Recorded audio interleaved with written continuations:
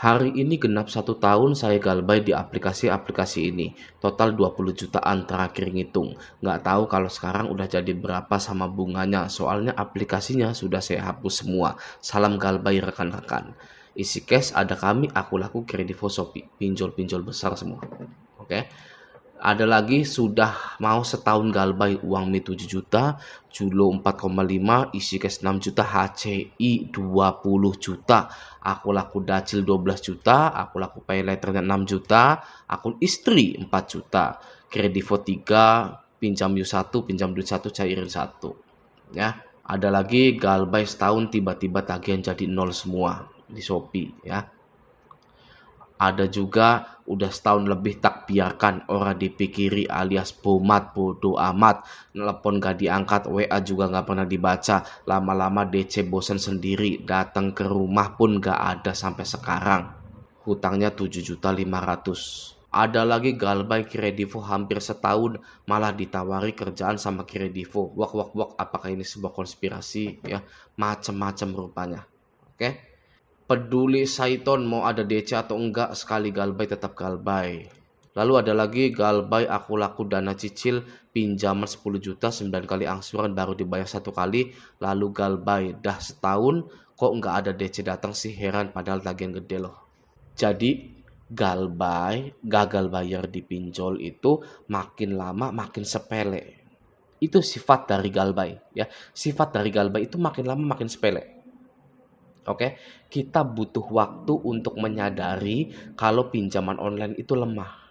Ya, pinjaman online itu tidak bisa melakukan hal yang berarti kepada kita. Kita butuh waktu sampai 1 tahun untuk agar mindset kita itu tetap ibaratnya. Galbay itu mengerikan.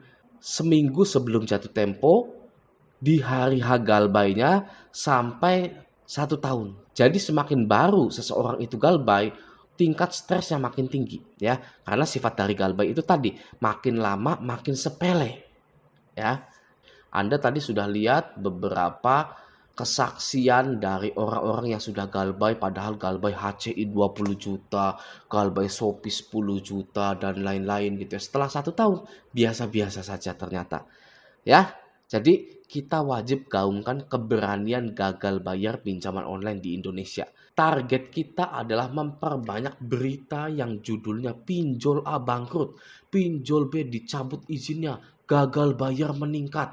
Berita itu wajib full ada di tahun 2024 ini.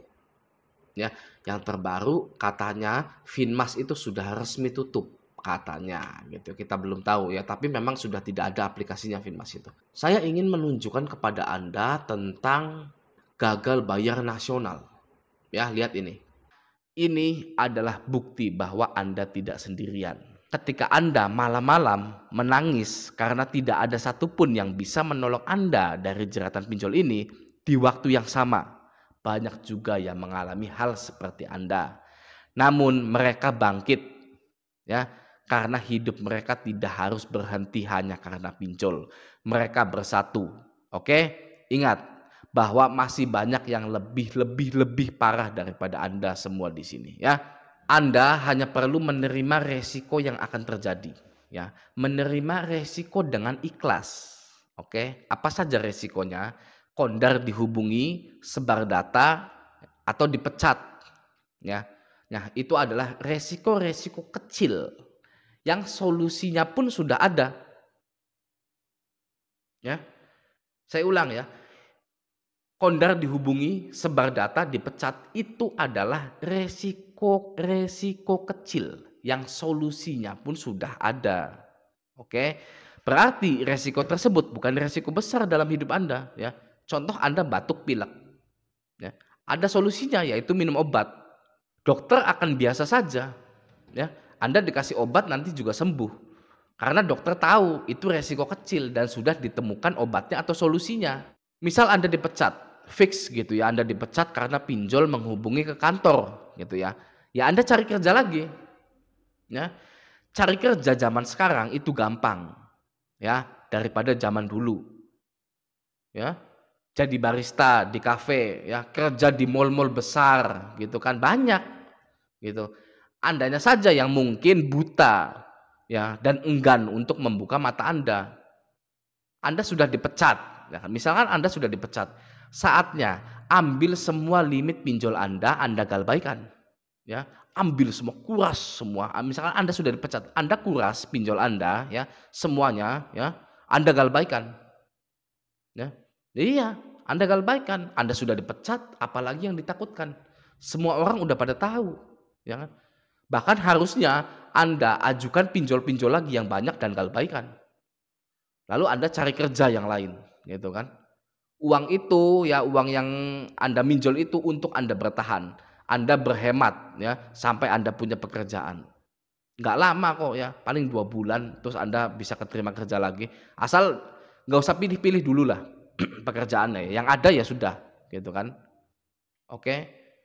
Dan bisa juga, ya, Anda selain menunggu diterima bekerja itu, lamar-lamar sana sini, Anda jadi ojek online gitu kan. Ya lumayan, sehari 50.000 bersih, ya kan, sehari 100.000 misalkan.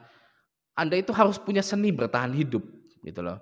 Yang cewek juga nggak apa-apa jadi pengantar makanan di Shopee Food, GrabFood, GoFood gitu kan, nggak apa-apa, banyak cewek yang begitu.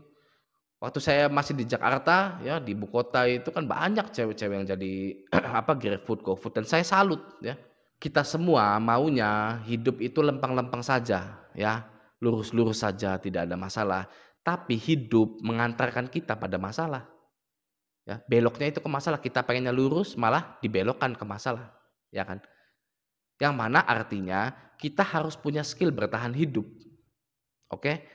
Dan juga Anda itu sedang disiapkan untuk hal-hal besar sebenarnya, kalau Andanya bersedia mengerti kenapa masalah itu datang pada diri Anda, ya.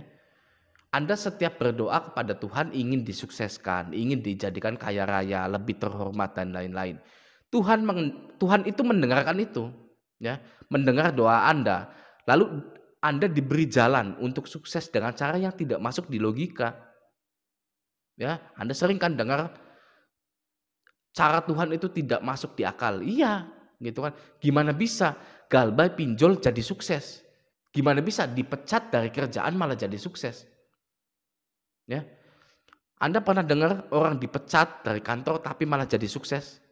Banyak, ya. Banyak sekali, nggak masuk di logika tapi terbukti. Gitu kan. Ketika Anda sudah ikhlas menerima resiko gagal bayar di pinjol, selamat, ya. Saya ucapkan selamat ketika Anda sudah ikhlas menerima resiko yang di depan Anda itu, ya. Anda belum galbay, ya. Wah, udah nggak ada lagi nih, saya nggak bisa bayar lagi nih, ya. Anda ikhlas menerima resiko gagal bayar di pinjol, ya. Saya ucapkan selamat, Anda akan tetap hidup dan melanjutkan impian Anda. Oke?